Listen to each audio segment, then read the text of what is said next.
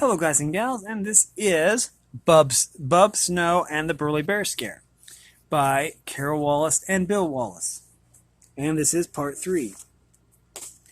Okay, in the last one, Bub the Moose, found out about people a little bit. About snowblowers and that kind of stuff.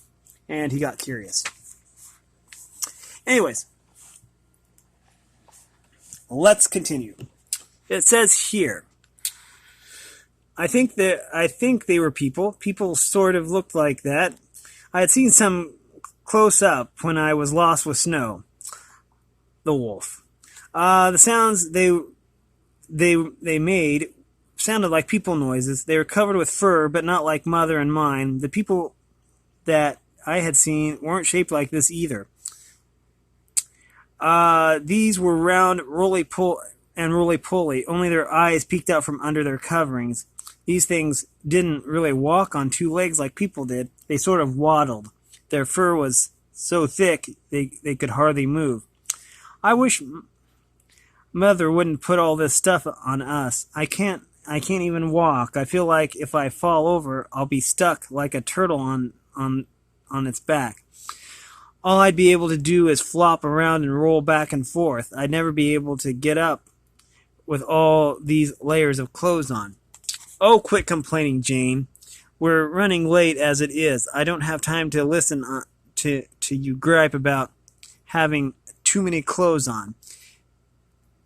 Get some grain for Rainy and Sweet Pea. I'll get the hay. Maybe if we hurry, we can look over the ridge and see if they are skiing yet. The taller one headed to the barn. Wait up, my legs don't work very well in all this stuff. Mother thought it was icy out here. She wants you covered up all over. It doesn't feel very cold in all this stuff, but your skin can freeze pretty fast if it's exposed to the wind. Just hurry so we can see if the resort is open. I couldn't quite see them as well as I wanted. There were two small fir trees nearer to them, but I would have to go through the open area to get there. I looked all around, listened, then I darted across the clearing and hid behind one of the trees so I could watch. The two round people opened a door and moved out of sight. I tried to see what could be inside the big building. Outside, the snow was really bright. Inside, all I could see was darkness. I stretched my neck and peered at the spot where the people had been. The tall one came out carrying something that looked like grass, but it was green. The tall one came out carrying something that looked like grass, but it was green. This time of the year, all the grass beneath the snow was brown. The little person had something in each hand. They walked away from the barn. Okay.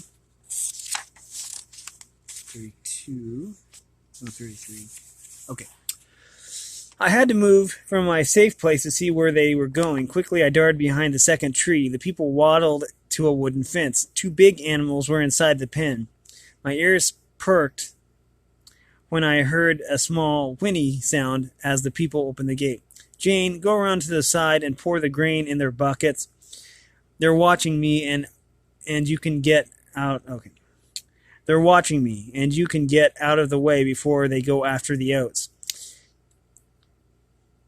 You better hurry yourself, the little one said. Rainy acts like she hasn't eaten in weeks. The small, round people climbed up on one of the logs and poured something into a bucket that was tied to the fence. The other one tossed a pile of green grass on the ground in front of the big animals. I hadn't seen animals like these before. They looked a lot like Mother. They had long, beautiful long brown noses. They were tall like Mother, but their ears were small and pointed. Come on, Jessie. You said we could go look at the ski resort. The one called Jane set her bucket on the ground and wobbled towards an open space behind the pens. Okay, but we have to hurry. It's almost time to go to school. I heard the snowplow when it went by this morning. The bus won't be late today. The round pudgy people wobbled off towards the ridge on the far side of the valley. I glanced around for Mother. She must still be foraging. When I got to the fence, I had to lean down so I could look between the big logs to see the large animals better. These things were huge. They were about the size of Father, maybe even a little bit bigger. They had their heads down foraging inside the pen. Snort! I jumped back. One of the animals was looking right at me. Suddenly I didn't feel very brave anymore. Who are you? I'm Bub Moose. I tried to sound as big and strong as I could. We came from another valley. My mother and I are looking for food. What are you? They call me Rainy, and this is Sweet Pea. We work here. We pull a big sleigh. They call us draft horses. I saw a cow once. You kind of look like her. A cow, Sweet Pea exclaimed. Like, whatever are you thinking? Cows are like stupid. We aren't stupid. We are strong and beautiful. I came from California, you know, the valley. The valley is the coolest place. Like, there are people everywhere in shops, and the other horse gave a little snort. I thought you told me the valley was warm. She frowned at Sweet Pea over the top of the feed buckets. Oh, there you go. Yeah, I'm making sure that I'm not missing a page. There's Rainy and Sweet Pea. I'm assuming... Never mind. Sweet Pea glanced at her and fluttered her eyes. Like, really, in summer, it's totally hot. Rainy stopped munching her food, but just now you said the valley was cool. Sweet Pea's head flopped over to one side. Okay. We took people on hay rides in a big wagon. They talked and sang songs, and there was always something to do. So that was cool, but, well, like it's cold here and warm there, and, well, it's like different kind of cool, okay? The horse shrugged her ears and stuck her head back in the bucket. Sweet Pea sighed and winked at me. Sorry, sometimes I get, like, totally carried away. Rainy is from Indiana. We were picked because we are totally awesome.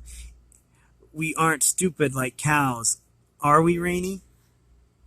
Let me pause for just a second. I need to plug in. Come on. And back. Sorry about that. My phone was about to lose power, so I had to plug it in. I don't know. I really don't know many cows. Rainy bit into the grassy food in front of her. What are you eating? It looks really good. I moved a little closer to the fence. Duh, it's hay. We get hay and oats 2 times a day. Do you want some? There is enough for you. I better not. Mother would get mad at me. She may be mad anyways because I'm not where I'm supposed to be. Sniffing the ground, I moved just a bit closer to the pen. It did smell delicious. Go get your mama. We have bunches and bunches. And I mean plenty. I don't know. It smells wonderful. But I stretched my nose between the logs of the fence and then quickly pulled back. Tell you what, little sweetie, we'll save enough for you and your mama. You can bring her around any time, and there will be some here for you. We have oats and sweet feed to finish up with. That's our favorite. You do need to get your mama down here and eat the hay before they bring us more this evening. Our people won't give us food if there is still some lying around. Rainy tossed her head and trotted to the bucket on the fence. That would be great. Mother will be proud of me for finding her some food to eat. I stepped back just a little from the fence. Thank you. You are totally welcome. We'll share with you like any time. Sweet Pea turned away from her hay and headed to the other bucket. A chill raced between my shoulders. I perked my ears and listened. The 2 people were coming back towards the pen. Frightened, I hurried to the shadows of the fir tree near the barn. Hey, look at that. It looked like a pony, but what is it, Jessie? Be quiet, Jane. You'll scare it. I think it's a baby moose. We have to be really careful. If its mother thinks we are going to harm it, we could be in real trouble. And people stopped near the bottom of the hill and just stood there for a long time. Finally, they moved slowly until they were near the big log cabin. Standing as still and motionless as the fir tree, I watched them. I never closed my eyes. I didn't even blink. After a while, they quietly turned and disappeared into the building.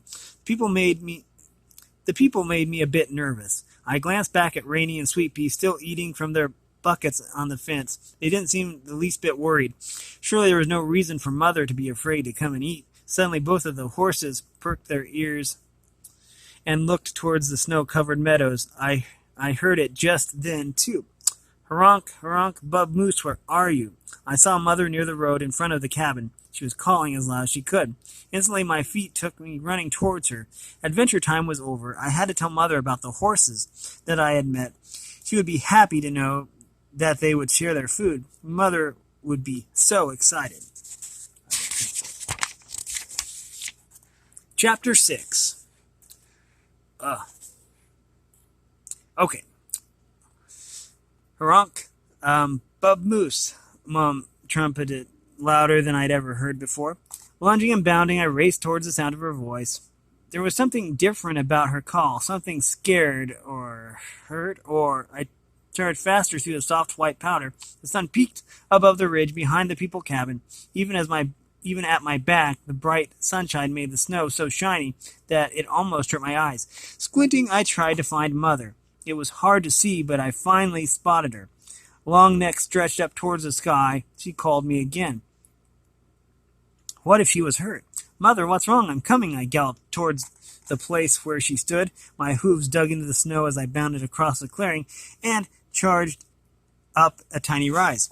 Then the snow was gone, and my hooves dug into nothing but air. My eyes flashed. My heart leapt into my throat. I was falling. I guess I kind of forgot about the two steep ridges of snow that the big people machine had left. When I topped the little rise, I remembered, only it was too late to stop. There was nothing below me but the black, shiny road, and it was way, way down there. My front legs stretched out and went stiff. I couldn't stop. When I finally touched the snow, I slid for a ways, but instead of slowing down, I only went faster and faster. Then I lost it. Next thing I knew, I was on my back in the middle of the hard black road. The next thing I knew, I was on my back in the middle of the hard black road, and the whole world was kind of spinning and wobbling around me. "Bub, don't play in the road." "Huh? What?" Mother stood at the crest of the other snowbank above me, looking very stern.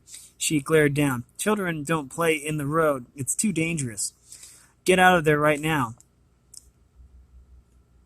I got about halfway to her when my hooves slipped out from under me. My legs crossed as they tried to catch my balance at the bottom of the hill. I was on my rump with my legs in a tangled mess. "Honk," I squeaked. "Bub Moose, I mean it.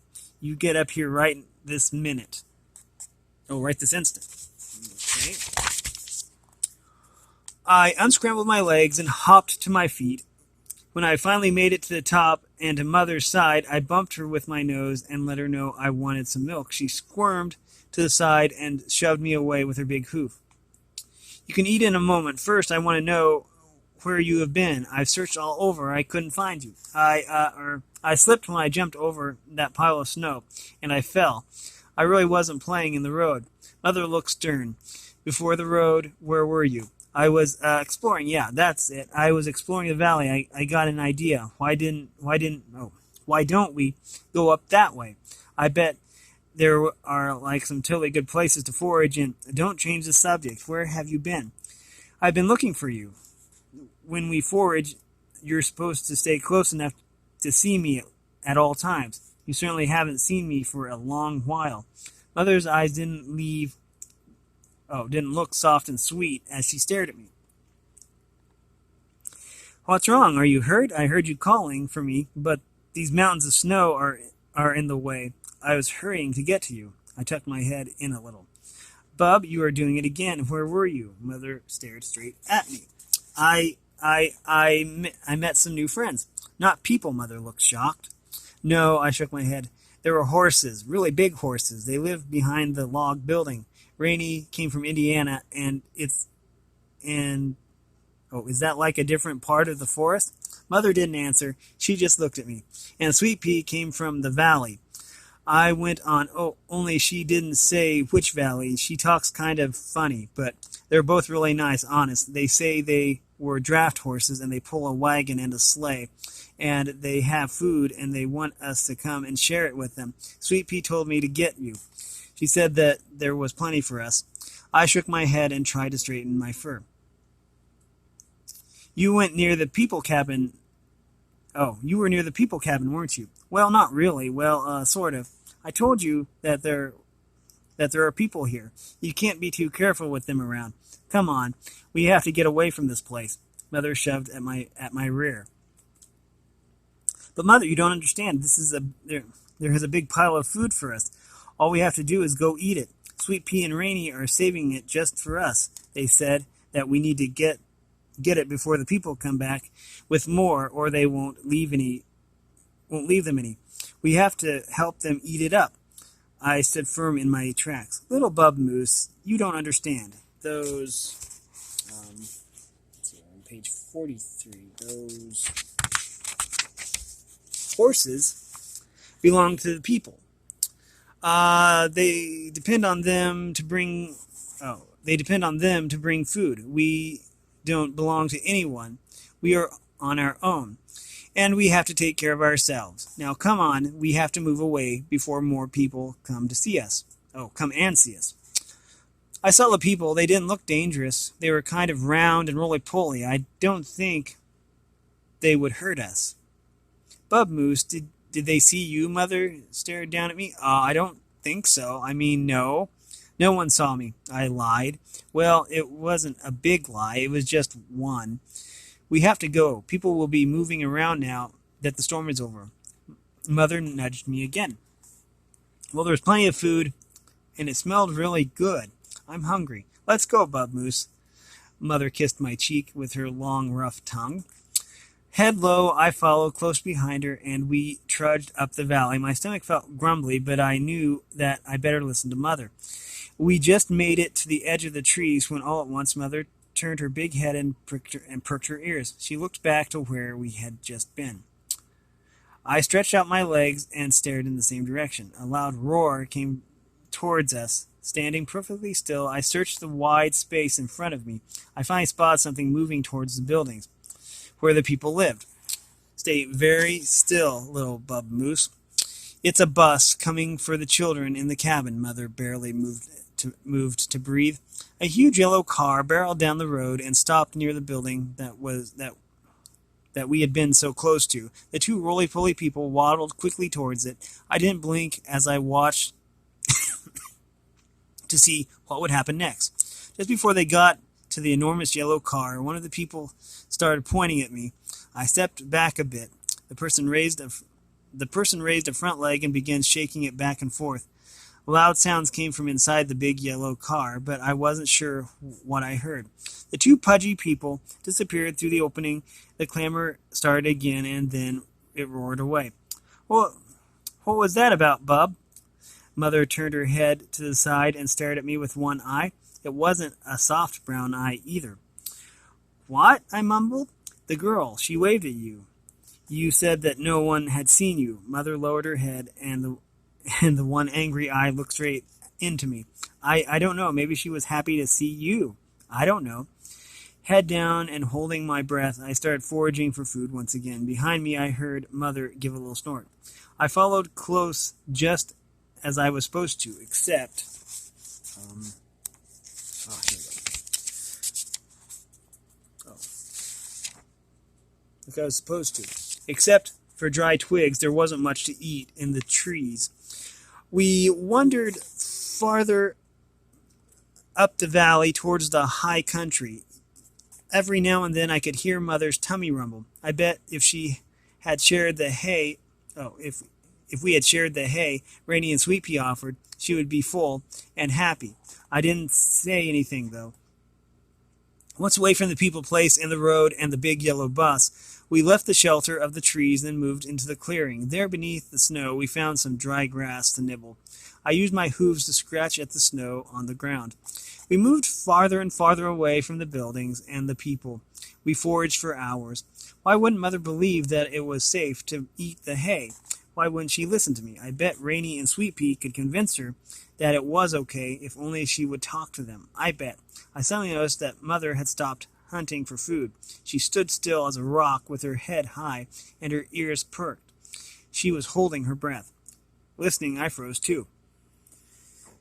I don't hear anything but my stomach growling, I whispered, feeling tired and hungry. Hush, listen to the sounds in the trees, Mother wobbled her ears towards a spot just ahead of us. Where? I don't hear anything. I tried to focus all my attention on where she was staring. My stomach growled. It was so loud that I couldn't even think about the sounds, much less hear anything. I recognized those noises. I just hadn't heard them in the wintertime. This isn't the right time of the year. Oh, right time to hear those sounds, Mother said. I watched the tree. Suddenly my ears caught the sound that she had heard. I had heard it before too. Clunking and rustling noises were just beyond the edge of the forest. I glanced up at Mother. She stepped closer to the safety of the trees. Nervous and jittery, I followed her. My hooves were ready to run back to the building if I needed to. I felt safer with the people than I did here. Crunch, crunch, gnaw, scrape, gnaw. The noises were growing louder. Is that Dudley? I whispered. Mother shushed me.